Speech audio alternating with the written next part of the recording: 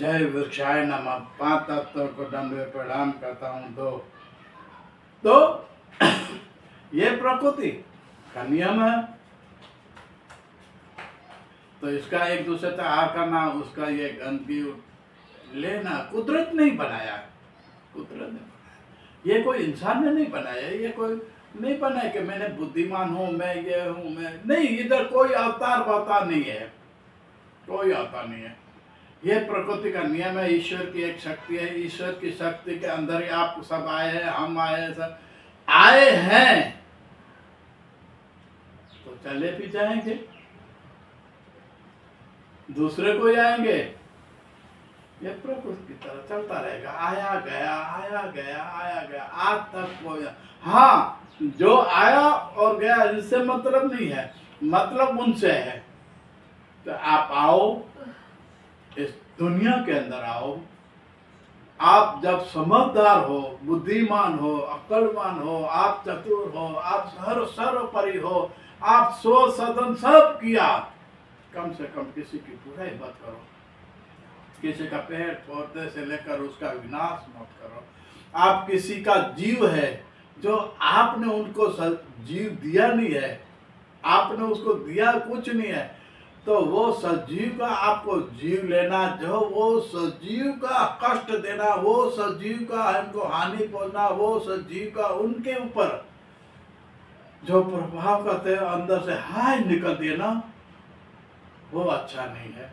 वो हाय निकलती है। आप, मैं ये चैलेंज से बोलता हूं, आप मानो जो न मानो, जिसने भी बड़ी बड़ी फेंकी है, बड़ी बड़ी की है, बड़े बड़ा ऐसा काम किया है जिसकी रूह कांप जाए, लेकिन उसको मालूम है कि उसने क्या किया है, लेकिन पब्लिक आम किसी को मालूम नहीं है कि ये क्या किया है, लेकिन इसकी अंदर की आत्मा चिल्ला चिल्ला कर बोल रही है।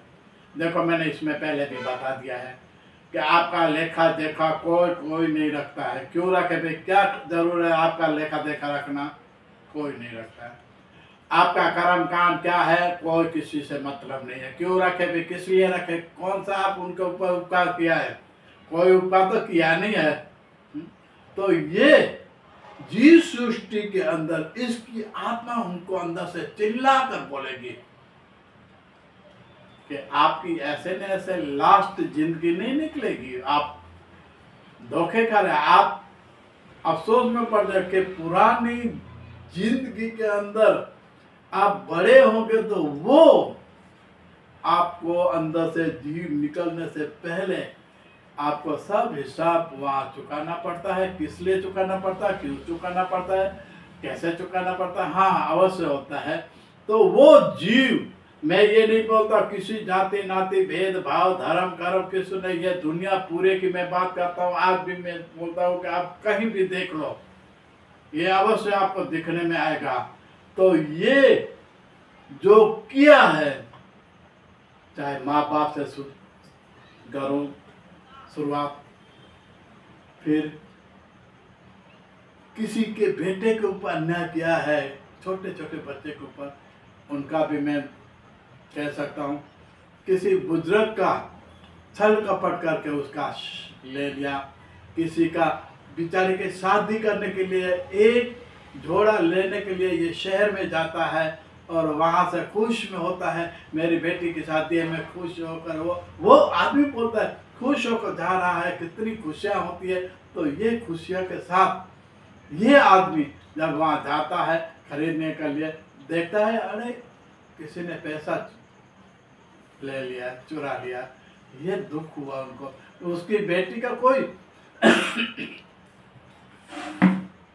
जो शादी का कैसी खुशी का मोल के अंदर उसे बेचारे का गम का मोल आ गया। अभी उसको उधार कौन देगा? गरीब आदमी को जाते कोई उधार भी नहीं देता है। तो उनके चेहरे पे कितनी दुख की बात आती है, वो उसके बाप को मालूम है। चोरी करने वाला, जेब काटने वाला, ये हरामखोरों को मालूम नहीं है कि उनके दिल पे क्या कष्ट है, मालूम नहीं है। लेकिन फिर भी कष्ट तो है ना। मैं इसके बाद के एपिसोड में फिर भी मैं ये बताऊंगा आपको कि कष्ट क्या होता है।